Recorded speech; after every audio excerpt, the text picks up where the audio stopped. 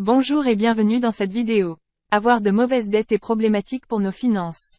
Être endetté n'est pas un problème en soi, ce qui pose problème c'est ce que le crédit a servi à financer. C'est pourquoi il est important de bien différencier les bonnes des mauvaises dettes, et de ne surtout pas tomber dans le piège de la surconsommation.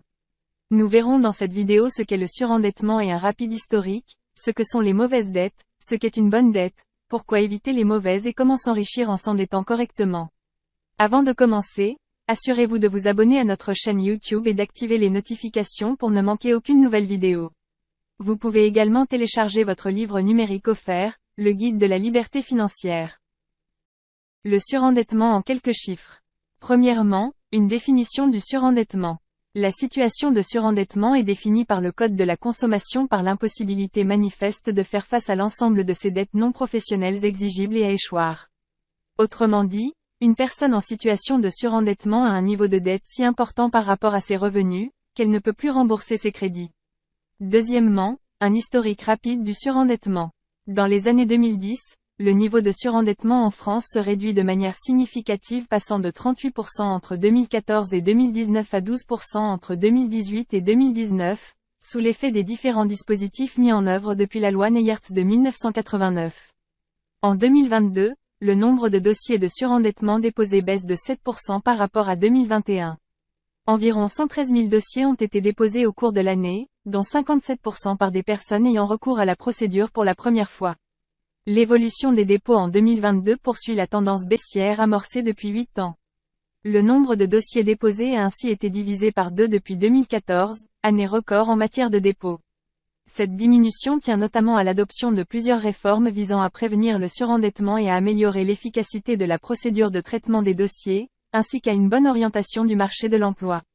Si vous vous retrouvez dans une situation de surendettement, je vous invite à consulter notre article dédié au surendettement pour vous sortir de cette situation. Vous trouverez le lien de cet article dans la description. Que sont les mauvaises dettes? Les mauvaises dettes sont toutes les dettes que vous avez, ou tous les crédits que vous avez souscrits pour financer des biens périssables et qui ne vous rapportent rien. Chaque mois vous devez rembourser des mensualités, que vous ayez encore ou pas l'objet que vous avez acheté. Il s'agit ni plus ni moins d'une charge fixe supplémentaire.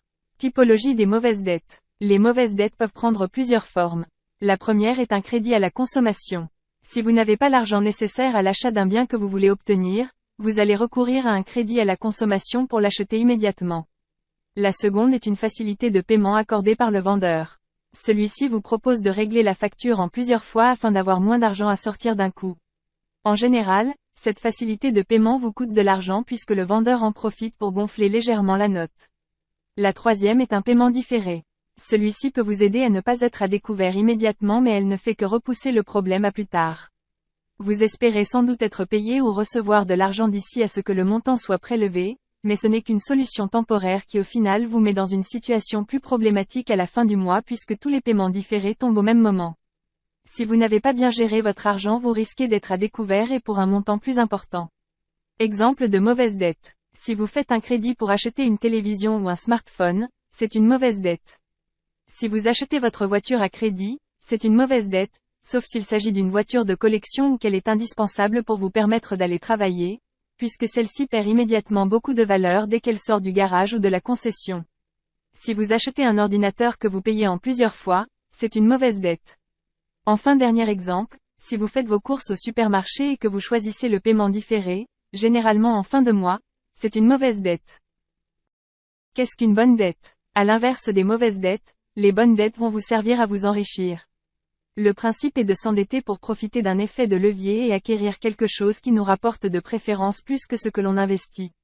Il s'agit principalement de crédits pour acquérir des biens immobiliers mais pas que. Pour l'investissement immobilier, le principe est d'utiliser l'argent des autres pour s'enrichir.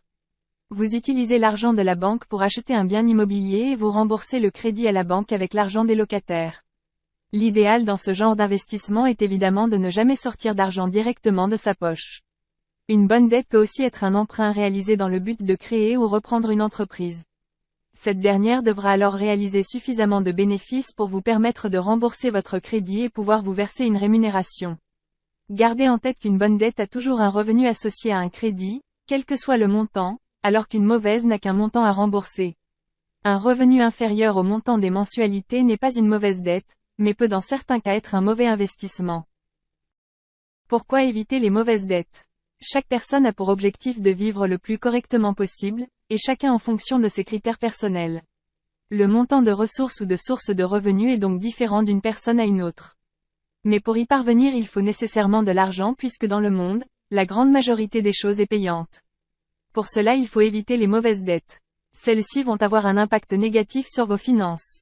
En effet, les mauvaises vont venir amputer votre budget mensuel, qui correspond à votre salaire ou votre rémunération.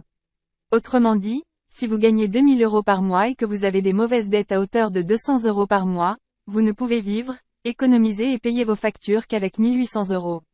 De plus, avoir de mauvaises dettes risque de vous empêcher d'emprunter de l'argent pour vous constituer de bonnes dettes, celles qui vous rapportent de l'argent en contrepartie. Donc d'une part, vous avez moins d'argent chaque mois, et d'autre part, vous vous empêchez de pouvoir investir via un crédit bancaire, et donc de vous constituer des sources de revenus supplémentaires. Comment éviter les mauvaises dettes et privilégier les bonnes? Pour éviter d'avoir de mauvaises dettes tout comme pour en avoir de bonnes, il vous suffit de vous poser 2 questions. Premièrement, est-ce que m'endetter pour ce que je souhaite acheter va me rapporter de l'argent? Deuxièmement, et si oui, est-ce que ça me rapporte plus que ce que je dois rembourser? Si vous répondez non à ces questions, je vous déconseille fortement de vous endetter pour acheter ce que vous voulez acquérir. Vous allez contracter une mauvaise dette, un passif qu'il vous sera difficile de rembourser rapidement. Vous vous apprêtez certainement à dépenser de l'argent pour une télévision, un smartphone, un ordinateur, ou tout autre bien périssable et ça n'en vaut pas la peine. Pour l'acheter, mettez de l'argent de côté d'abord et payez au comptant afin de ne pas avoir de dette pour ce type d'achat. Si vous répondez oui à la première question, vous pouvez vous endetter pour cette acquisition, surtout si vous souhaitez acheter une voiture qui vous est essentielle pour aller travailler et gagner de l'argent par exemple. Si en plus vous répondez oui à la seconde question, alors dans ce cas vous pouvez vous lancer puisque selon vous, vous gagnerez plus d'argent que vous n'en dépenserez avec ce crédit. Vous réalisez un investissement immobilier en général et il s'agit d'une bonne dette. Merci d'avoir suivi cette vidéo jusqu'à la fin. Si elle vous a plu, n'hésitez pas à la partager sur les réseaux sociaux et à nous faire part de votre point de vue dans les commentaires. Vous trouverez également dans la description de cette vidéo, différentes ressources utiles comme l'ensemble de nos livres numériques gratuits et téléchargeables. À bientôt.